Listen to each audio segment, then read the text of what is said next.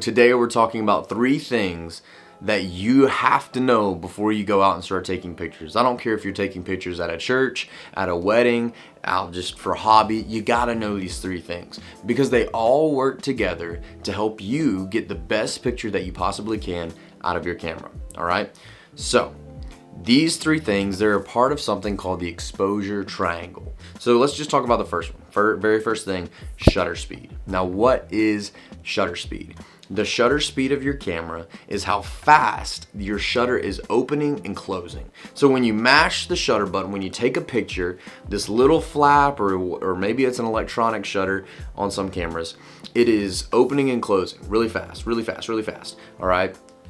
And so the faster your shutter speed is, it'll read like 1/60, 1/125, something like that. That means it's opening and closing for 1/60, 1/60th of a second. So the faster your shutter speed is, the faster it's opening and closing. And so the faster it is, the more motion you're gonna stop. You're gonna capture. It's going to open and close so fast that if someone's running or someone's moving, or if we're shooting in church and someone lifts their hand up, right, it's gonna stop that motion really fast, and it's going to be sharp. Their hand's gonna look still. It's not gonna look like they were moving it around. But if you shoot at a slower shutter speed, you're gonna get some motion blur. You're gonna see their hand move. Maybe they're lifting their hand up in worship and it starts here and it ends here, and then in the picture there's this weird little trail, right? So to stop motion, to stop the action in a frame when you're taking pictures, you need to make sure you have a high shutter speed. So that's the first thing you need to remember about your shutter speed, is it is how fast your shutter is opening and closing. And the faster it is, the more motion you're going to stop. But on the flip side of that, the faster your shutter speed is, the less light that you're letting into your camera. So it means the picture is going to be darker. So when you're shooting at 1/200th of a second, that means only for 1/200th of a second is light getting in to the sensor on your camera. So it's going to be dark. It's going to be darker than it would be if it was open for 1/60th of a second or 1/30th of a second, right? So you have to do something to make it brighter when you raise your shutter speed. And that brings us in to our next one, which is the aperture. So the aperture on your camera, it has more to do about your lens than your camera. All right, so your aperture is all about the lens. So different lenses have different apertures. When you spend a lot of money and you get a really nice big fancy lens, it can have a low aperture, something like 2.8 or 1.4, right? This camera right here has a f4, which means that that's the lowest it can go. And what the aperture is how much light the lens will let into the camera. So it's how open that lens is gonna get. When you get a 2.8 lens, man, that thing open, wait, I have one.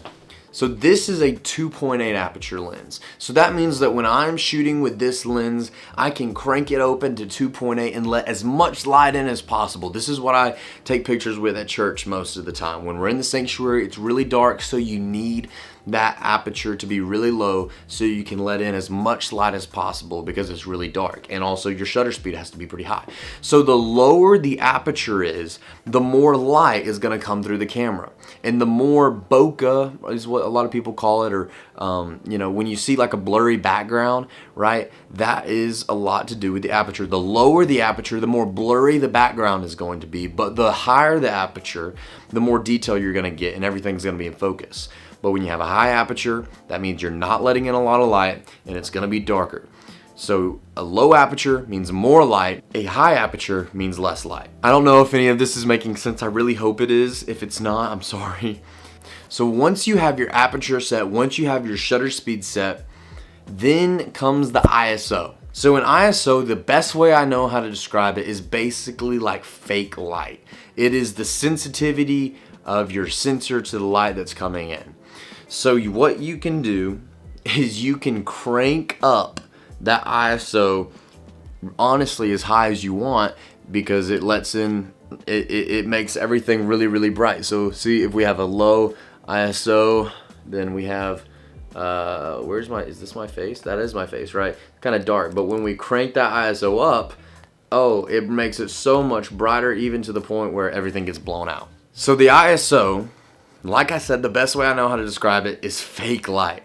When you need more, when your 2.8 aperture is not letting in enough light, when you have your shutter speed as low as you can get it without it getting blurry, that's when you turn your ISO up to make it look good, to make it exposed properly. Now the problem that many people get is they jump into a dark area, they jump into a sanctuary, right, and they just start taking pictures. They're like, oh, it's too dark, and they just crank that ISO all the way up, and they're like, this is so awesome, everything looks so bright and I can see people, right? The problem with this is the higher your ISO gets, the more noise it's going to show in the picture. So if you've ever taken a picture with a camera, or you've seen a picture online, and there's like this grainy stuff just all over the place, like it looks weird, the colors look weird, things are kind of blurry even, that's because a lot of noise is exposed when you crank up your ISO too high. So for me, I always like to shoot my ISO as low as possible, but oftentimes when you're shooting in a dark area in a sanctuary at church, that often means you're shooting at like 6400 ISO. So the higher your ISO goes, the brighter it's gonna make the picture, okay?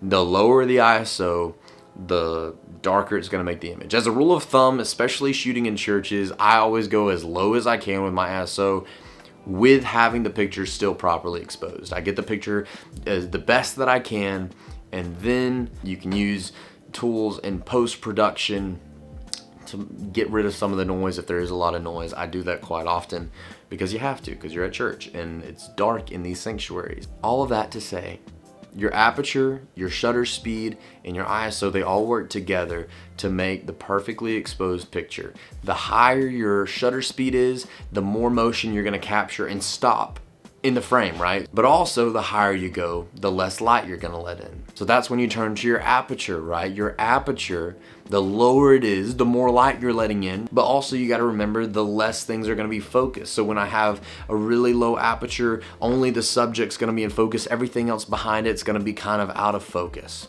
and it's gonna be blurry, which sometimes we like that. It looks good, it's called bokeh. But then if that's not enough, if having your shutter speed as low as you can and your aperture as low as you can still isn't enough, that's when we turn to our ISO, which is basically our fake light, and we turn it up until the picture is properly exposed, and then we take our photo, and the rest is history. So those are your camera basics. Those are the 3 things you need to know before you start shooting: your shutter speed, your aperture, and your ISO. So I hope you enjoyed this video. We'll see you next time.